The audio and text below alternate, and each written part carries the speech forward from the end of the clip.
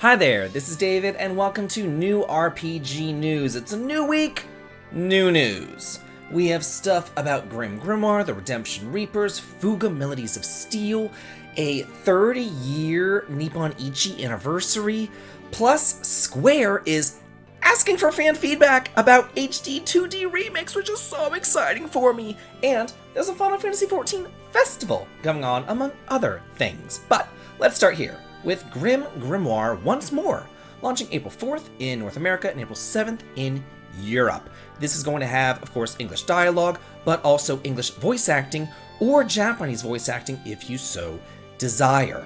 This is not a new game. This is a complete remaster of that PS2 game that I'm sure all of y'all played. It was like one of the best strategy games on the PS2.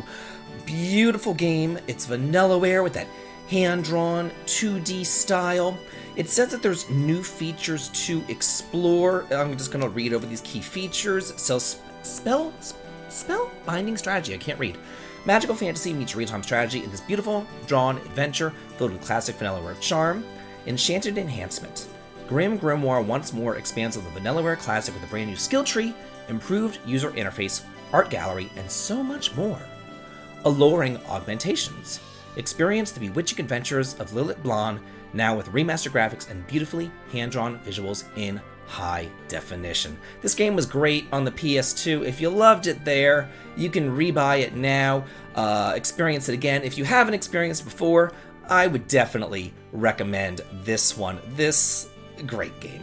Great. Redemption Reapers is launching digitally on February the 22nd. There will be a physical edition, but that's not going to be out until April. This is a strategy RPG. It's coming out for the PS4, the Switch, and the PC. It's going to cost $50.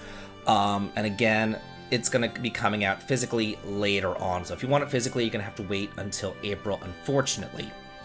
It has English and Japanese voiceovers, so that's pretty cool. But the real thing behind this, the real reason why I'm bringing this up is because, like, this is an A-list group of people behind it, I've got to say. And I don't want to butcher any of these people's names. I'm just going to say that the series director of Fire Emblem and Kingdom Hearts is behind this. People who worked on Metal Gear Solid, on Bayonetta, are behind this. It has some great voice actors in here. People who worked on 13 Sentinels, Aegis Rim, Nier Automata, Persona 5, Final Fantasy XV, Triangle Strategy, The Squid Game, Dragon Age Inquisition.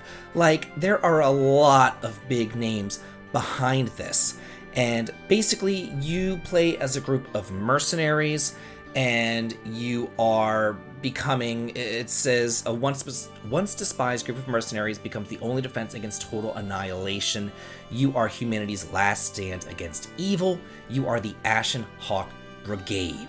So you're going to be using strategic team tactics to surprise attacks and weapon synergies, fighting in, I want to say, like a Fire Emblem sort of way. So it does seem to be pretty interesting, and this game to me kind of came out of nowhere. I first heard about it whenever I was researching my latest RPGs coming out in February video, and I was like, oh, this looks pretty neat. But the more that I read about it, the more that I see about it, the more that I'm kind of into it, I've got to say. Fuga Melodies of Steel 2 is launching May 11th.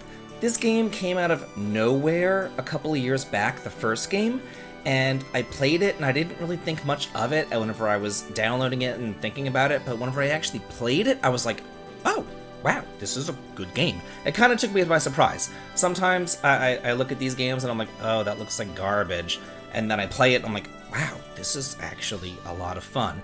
And Fuga Melodies of Steel 1 was one of those games.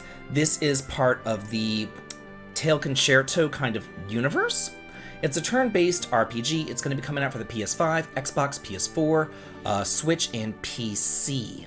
So, yeah, there are some digital deluxe editions that have various bonuses. I don't understand digital deluxe editions. I feel like if you get a deluxe edition, it should be physical, but that's just me. There was some weird things in the first game, like sacrificing these children to deal massive damage and stuff, so I don't know if that's still in there, but who knows. It says the story. The war was fought and won, and life went on. After saving the world aboard the giant tank Tyrannus, the children return home to live out their lives in peace. Until one day, half the number become trapped within the Tyrannus as it goes on a rampage, leaving atrocity and strife in its wake.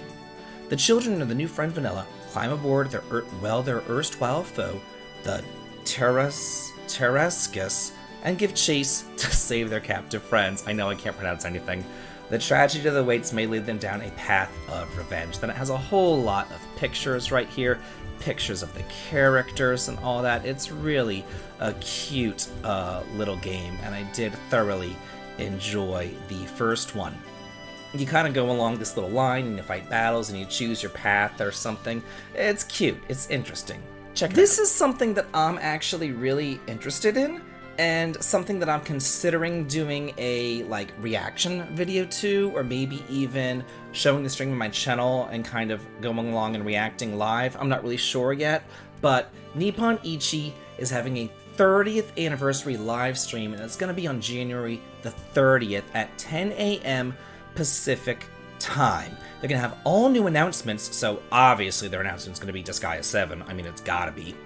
And they're going to be having little merchandise and giveaways and things like that on their Twitch stream. So be sure to tune in if you're able to in order to enter those giveaways. I always have good luck myself with contests and giveaways and things like that. I've won more stuff than I can even count. This is why I don't really play mobile games. It's not really the gacha or the free-to-play or the other mechanics. The thing that gets me about mobile games is that they have a shelf life. I can go back and I can pick up an NES game and I can play it today if I wanted to, but these mobile games, they have a beginning time and they have an end time. And once it ends, you just can't play it anymore, and that to me sucks. Dragon Quest The Adventure of Dai, A Hero's Bonds, is going to be ending its service on April 26th. I haven't even heard of this game before, but I thought that I'd bring it up because everybody loves whenever I talk about mobile games on this show, I know. But anyway, it's going to be ending. It looks like it first launched on the September of 2021, and here it is, a scant 2 years later, and it's being canceled. And it's just like, why do people even play these mobile games if they're so flash in the pan? You know, they just announced a new Dragon Quest mobile game. I want to say it was Dragon Quest Champions, and I guess they're like, okay, well, we gotta cancel this one in order to make this one, and then this one's gonna also have a 2-year shelf life, then we'll cancel that one and move on to the next one. And that, to me, is the real bad thing about mobile gaming. Just how they're so throwaway. They're just so throwaway. In Japan only, I know. Square Enix is putting out a survey asking which HD2D remakes and remasters fans want. Look above me. That would be fantastic. Also, maybe this one, please? Finish Disc 2 with an HD 2D remaster. Please, please, please, please, please.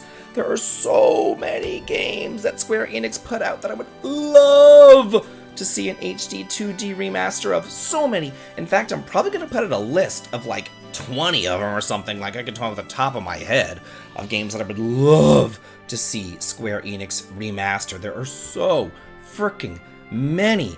And because this is going out in Japan, maybe we'll get some Japan-only ones too, like Treasure of the Rudras or Bahamut Lagoon. You know, just like Live Alive was never released in the West, maybe we'll get some of these lost Square SNES games coming out in the West as well. But something tells me, if you're going to ask Japanese fans, it's going to be a whole lot of Dragon Quest, followed by a whole lot of Chrono Trigger. That's really what I am thinking here. And man, if you have a Japanese account, go on there and vote for the good ones. When does this thing end? I think it ends February the 8th or something, if it even tells me. I'm pretty sure I read somewhere else that it was going to end February 8th. I don't think that this is going to say though, but it says that the two questions are: which video game genre would you like to see Team Asano develop, and what kind of games would you like to see remade or remastered in the future? Yeah. Oh my gosh! I'm loving this HD 2D renaissance of old retro games. I am a retro gamer at heart. I can talk about retro games from here until eternity. I love them, I love them, I love them. Not the biggest fan of newer games. It's the retro games that I love, and whenever they're coming back, and they are remaking these games that I love, I am just, oh, I am over the moon. I am over the moon about this. And finally, for all of you MMO players out there, there is a Final Fantasy XIV fan festival happening. There's going to be a stop in North America, one in Europe, and one in Japan. And this one actually happens to be in my neck of the woods. Who knew? Finally, they're doing something in the town that I live in Las Vegas. This is going to be the Las Vegas Convention Center, maybe 5 miles from my house, July 28th and 29th. If you're in Europe, it's going to be in London, October 21st and 22nd. If you're over in Japan, it's going to be in Tokyo, January 7th and January 8th. And doesn't really say what is going on there. There's going to be concerts, there's going to be special events, there's going to be merchandise, there's going to be all sorts of stuff. And I am still kind of twiddling around in my mind of thinking, do I actually want to go to this? Because I don't play Final Fantasy XIV, and I don't play MMOs, but it's at the same time Final Fantasy, and it's down the road from my house, so maybe? Why not? It would be a cool experience, I guess. It might actually be something that I might go to. We shall see. And if I do, I'll totally make videos about it. That would be pretty neat. Anyway, let me know what y'all thought of this week's news. Let me know what you're most excited about. Let me know if I missed anything, if there's anything that you want me to go over. And as always, have a good day.